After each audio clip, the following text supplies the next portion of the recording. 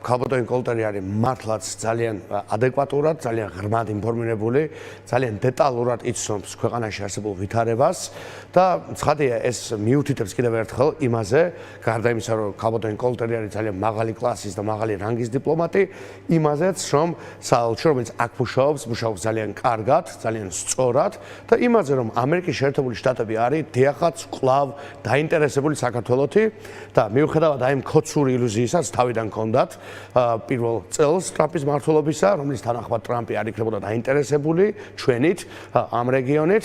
ამისგან განსხვავებით ჩვენ ვნახეთ, რომ ტრამპი არის ძალიან დაინტერესებული, ძალიან ინფორმირებული და რა თქმა უნდა, ამ რეჟიმის როგორ ვთქვათ, კურსი არის ძალიან კრიტიკული დაკვირვების საკითხი, მათ შორის ამერიკის შეერთებული შტატების მხრიდან. და აი ის მოსაზრება მეორე მხრივ, რომ ქოცური რეჟიმი შეძლებდა ქოცურ ფასად ფონს გასვლას, ანუ არაფრის გაკეთების ფონზე როგორ ვთქვათ, სამშვიდობოს გასვლას და ლეგიტიმაციის მოპოვებას, ხო? ესე ჩამოიშალა ხუხულასავით და ჩვენ დავინახეთ რეალობა, რომ მათ მოუხდათ უკვე ძალიან კონკრეტული ნაბიჯების გადადგმა.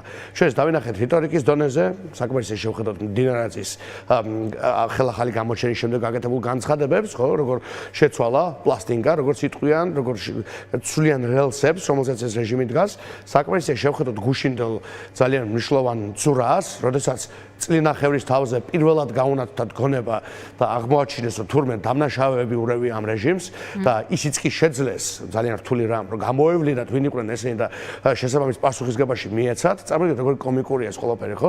იმ ხალხისგან, ვინც პირიქით უფრო მეტით გვემუქრებოდა სულ რაღაც ნახევარი წლის წინ. ამიტომაც და ამტკიცებდა, რომ არანაირ დანაშაულს და გადაცდომებს ადგილი არ ქონია, როგორც რეჟიმის ლიდერები, ისე ეგრეთ წოდებული და უარესით გვემუქრებოდნენ. მე მახსოვს, პარლამენტარები გვემუქრებოდნენ უარესით, ხო, რომ თუ მშვიდად არ მოიქცეოდა ყველა, ანუ ქოცურად უარეს დაემართებოდა და ახლა აი ამავე რეჟიმის წარმომადგენლებს უწევთ იმისი თქმა, რომ თურმე არავინ არ გიპირებს სექსუალური ორიენტაციის შეცვლას ევროპაში, თურმე ევროპა არ ერევა სახელმწიფოების საქმეებში, ეს ორივე მდინარაძემ თქვა, მაინც ვაციტირო, ვისაც უნდა გადაამოწმოს, აი ახლა ხან ორი კვირის წინ ამავე რეჟიმს მოუხდა უკვე რეალურად კონკრეტული ნაბიჯების გადადგმა დამნაშავე ძალოვნების ესე იგი პასუხისგებაში მიცემის კუთხით და ეს მინდა ხაზი გავუსვა, არის მხოლოდ რაღაცა 1% ნახევარი იმისა, რისი გაკეთებაც მათ მოუწევთ აუცილებლად თუ კი სურთ რაიმე ტიპის ლეგიტიმაცია და რაიმე ტიპის ნორმალიზება. იმიტომ ჩვენ სწორედ ეს არის ახლა ქართული ოცნების მიზანი და რატომ ჩამოვიდა მარკო რუბიოს თანაშემწის მოადგილე საქართველოში, ის ერევნიდან ჩამოვიდა და დაკავშირებადობის შუადერეფნის საკითხებზე, როგორც მივხვდი, არის აქცენტები გაკეთებული, მათ შორის ხელისუფლებასთან შეუძლებელია ამ შუადერეფანზე ისაუბრო და აქ რომელიმე რგოლიდან ამოაგდო ანაკლიის სპორტი და ვიცი, რომ ანაკლიის სპორტი იყო ერთ-ერთი სასაუბრო თემა მათ შორის ბატონი ბადრი ჯაფარიძის მხრიდან, მოდით მოგვიყევით ამის შესახებ. კი, ცხადია, ჩვენი პოზიცია არის ძალიან მკაფიო ამასთან დაკავშირებით, ჩვენ განცხადებაც გავაკეთეთ და ვთქვით, რომ ანაკლია უნდა აშენდეს როგორც ეროვნული მნიშვნელობის სტრატეგიული ობიექტი, ის უნდა იყოს ასეთი სტატუსით აღიარებული ყველას მიერ და უპირველეს ყოვლისა ქართული სახელმწიფოს მიერ, ის უნდა აშენდეს გამჭვირვალე კონტრაქტით, უნდა აშენდეს სწორი ინვესტიციებით და რა თქმა უნდა ამერიკელების და ევროპელების კრიტიკული ჩართულობით. ჩვენ გვახსოვს რა და ამ რეჟიმისგან რა იცის სახდებმა, ხო, რომ მათ მოახდინეს ამერიკული კაპიტალის ექსპროპრიაცია, ანუ ამერიკული კაპიტალი გააგდეს ქვეყნიდან, მათ მოახდინეს ჩინეთის კორუმპირებული კომპანიისთვის ამ პორტის პროექტის გადაცემა, თუ მცდელობა, ეგეც კი ვერ გაურკვევიათ, ის ჩინელი შემოყავთ თუ ვერ შემოყავთ, ვითომ შემოყავთ და თან ვერ შემოყავთ, ვითომ აშენებენ, თან ვერ აშენებენ.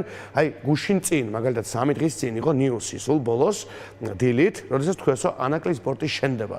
აი ესეთი კომედია. ჩავიდა თავდაცვის მინისტრი, ეკონომიკის მინისტრი, ეგრეთ წოდებულები და რაღაც სურათი დადგეს, თითქოს მოძრაობა მიმდინარეობს. ჩავიდა მხოლოდ იმისთვის და იმიტომ, რომ შემდეგ დღეს ჩამოდიოდა სონატა კოლტერი და უნდათ ეჩვენებინათ რაღაცა გაფაფხურებით ჩიქოვანის და კიდევ ვინც იყო იმ ხალხის, რომ ვითომ რაღაც კეთდება და მე მაკითხვა, თუ რამე კეთდება, ხო? აი თუ რამე კეთდება. 6 წლის წინ გემი რო უნდა მიეღო. იქ გემი კი არა, ბოძი რატო არ არის დადგმული? ხო, ანუ რაც გააკეთა კონსორციუმმა უკვე წლების წინ ისიც კი მომსპარია ხალბატონთეა არათუ ახალი არაფერია ანაკლიის სპორტის დაბლოკვა და შეჩერება ეს ხომ რუსეთის ინტერესების სასარგებლოდ მოხდა. მაშინ ამ შემთხვევაში რას ცდილობს ქართული ოცნება თუ ატყუებს წარმოუდგენელია, ხო? შემესი დროის გაყვანას. მოტყუდა შეერთებული შტატები, მით უმეტეს სონატა კოლტერი, რომელიც ადამიანის უფლებების საკითხზეც მუშაობს ახლა სახელმწიფო დეპარტამენტში და მანამდე ის მუშაობდა მოსკოვში, რუსეთის საელჩოში. შესაბამისად, აი ამ ეგრეთ წოდებული ტრიუკებით განებივრებული არის, იმიტომ რომ რუსეთისგანაც არაერთხელ ეს მოусმენია. მისი პური გამოცდილია. ის არის ერთ-ერთი კურატორი რუსეთის მათ შორის, ხო? რუსეთის, კავკასიის და შესაბამის რეგიონის, ხო? ამიტომაც მისთვის ძალიან კარგად აცნობთ, ხა ქოცმა როგორ უნდა მოაწყოს სონატა კოლტერი, ხო? ქოცი არის რაღაცა რუსული პარაზიტული წარმონაქმნი, ხო? ზუსტადაც ეს რეალურად არ არის არანაირი ავტონომიის, არანაირი, როგორ თქვა, არანაირი შინაარსის მატარებელი ერთეული, ხო? ქოცებზე ბევრად უფრო ჭკვიანი, გონიერი და კარგი რეჟიმები, მაგალითად ორბანის რეჟიმი, ხო? კარგი იმ სიცუძეში ოღონდ, ხო? ეფექტიანი, მოდი ესე ვთქვა, არა კარგი. ხო, ნახეთ, რომ ხუღლასავი ჩამოიშალა და იგივე ელით ქოცებსაც, ამიტომ მათ იციან უნგრეთში რა მოხდა, ხედავენ ძალიან კარგად და ეს გაკვეთილი მათ აშინებთ. მათ იციან და ხედავენ რა ხდება რეგიონში, რა ხდება სამხრეთ კავკასიაში მათ შორის. ისინი ხედავენ ფაშინიანის მაგალითს და ფაშინიანი კი არა, ალიევიც კი, ხო, რომელიც ვიცით როგორია დემოკრატიასთან მიმართებით, ალიევიც კი სულ უფრო ახალ რელსებზე გადადის, იმიტომ რომ ალიევი ძალიან ჭკვიანია და ხედავს, რომ რეგიონში ახალი მომენტი დაიბადა. ძალიან განსხვავებული ფენომენია სამხრეთ კავკასია დღეს, ვიდრე იყო თუნდაც 1 წლის წინ. მაგაზე ალბათ მაკაბოჭიშვილის კომენტარი მოისმინეთ, სომხეთით გვაშანტაჟებენო, ჩვენ თუ არ დავემორჩილებით მათ ომში არ შევალთ თუ რა ვიცი რას გულისხმობთ ამ დამორჩილებაში სომხეთით გვაშანტაჟებდნენ და ახლა სასაცილოა ის რაც ხდება სომხეთში ასეთი იყო ოცნების საგარეო მინისტრის განცხადება თქვენ ოცნების მიერ ამ სიგნალებში უნდა თქვა პირველი კურსის საერთაშორისო ურთიერთობების სტუდენტის ინტელექტიც კი არ გააჩნია ამ ქალს რომელიც საკუთარ თავს უწოდებს საგარეო საქმეთა მინისტრს რომელიც არის ნებისმიერ ქვეყანაში ერთ-ერთი ყველაზე მნიშვნელოვანი და საკვანძო მინისტრი განსაკუთრებით საქართველოს ტიპის ქვეყნისთვის იმ წლებში და ამ ეპოქაში და ამ რეგიონში ჩვენ ვართ. მართლა პატივია რომ მაგ სამისოს მართავდა იმხელა ისეთი კომპლექსური ნავიგაცია გიწევს. ისეთ რაღაცებს და გააკეთო და ქალი გამოდის და სომხეთზე რომელმაც მიიზიდა 9 მილიონი დოლარის თავდაცვის უნარიანობის ამწევი პაკეტი, რომელმაც NVIDIA უნდა შეიყვანოს. NVIDIA ათობით 1000 სამუშაო ადგილს შექმნის. ისე როგორც ანაკლიას უნდა შეექმნა და შექმნის ღრმად მწამს ათობით 1000 ახალი სამუშაო ადგილი სამეგრელოში აქ. და ქართველებს პოლონეთში კი არ უნდა უწოდოთ წასვლა და გერმანიაში და იტალიაში და ამერიკაში გადახვეწა ლუკპაპურის საშოვნელად. აი აქვე ზუგდიდთან და რა თქმა უნდა აფხაზეთთან ყურის ძირში უნდა ხდებოდეს ძალიან მაგარი ამბავი, რომელიც ძალიან ბევრ ადამიანს დაასაქმებს. როგორ ხედავთ მის პერსპექტივას და მშვიდობის უნარიანობას აამაღლებს. ეს სამშვიდობო დერეფანიც არის, ხო? აი გეოგრაფია გვაქვს, ესეც მინდა რომ აუცილებლად აღვნიშნო. აი ქოცური ხაზი რა არის, ხო? რომ ჩვენ მათ ყველა ვარიანტში დავჭირდებით. ეს არის მეგობრებო, ყველა მიცოდეს სრული მაპატია და ბოდვა. არავის არაფერშია დაჭირდებით, თუ სწორად არ იარე. გეოგრაფია გვაქვსო, მადლობა გქონდეთ გვაქვს. ეს გეოგრაფია პრობლემაც ხშირად ყოფილა ისტორიულად, მაგრამ შანსიც არის. მაგრამ თუ ხელი არ გაანძია და არ გამოიყენე, ეს გზა დაგრჩება ფიზიკურ გზად, სადაც ნაზუქი იყიდება.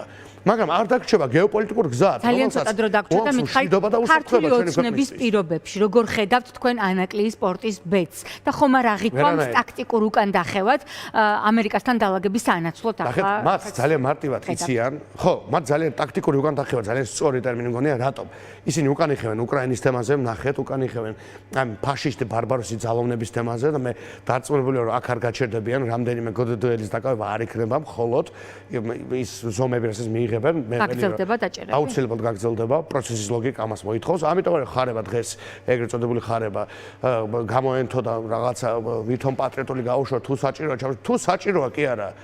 ეს არის კრიმინალური აქტების ჩამდენი კაცი, კიდევ ერთხელ ვიმეორებ.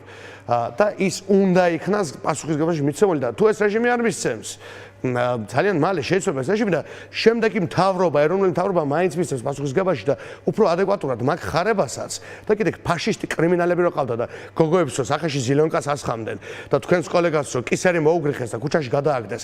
არც ერთ და კიდევ ის ტიტუშკები ჩვენ სახელმწიფო დარბონდნენ და ვიღაცები ტელეფონებზე ჩვენ მშობლებს ურეკავდნენ და მოხუცებს ურეკავდნენ. არც ერთი მათგანი იცოდნენ. ეს მე ბევრჯერ მithქვამს. კიდევ ვიტყვი და ვიყავი თუ არა სწორი, უკვე ხო დაიწყო მათი პასუხისგებაში მიცემა. ეს მონაგონია. ხელისუფლება რო ეყოლება ქვეყანას მაგათაც და რაც ყველაზე მთავარია დამკვეთებს და პოლიტიკურ არქიტექტორებს აი ფაშიზმისა რა ჩაიდინეს და ასე ჩადიან თორე ეხლა ვიღაცა გდდელი რა არის ხო მოსატანიც არ არის დამკვეთები და აი ამის არქიტექტორები უნდა გასამართლონ და გასამართლებენ კიდევაც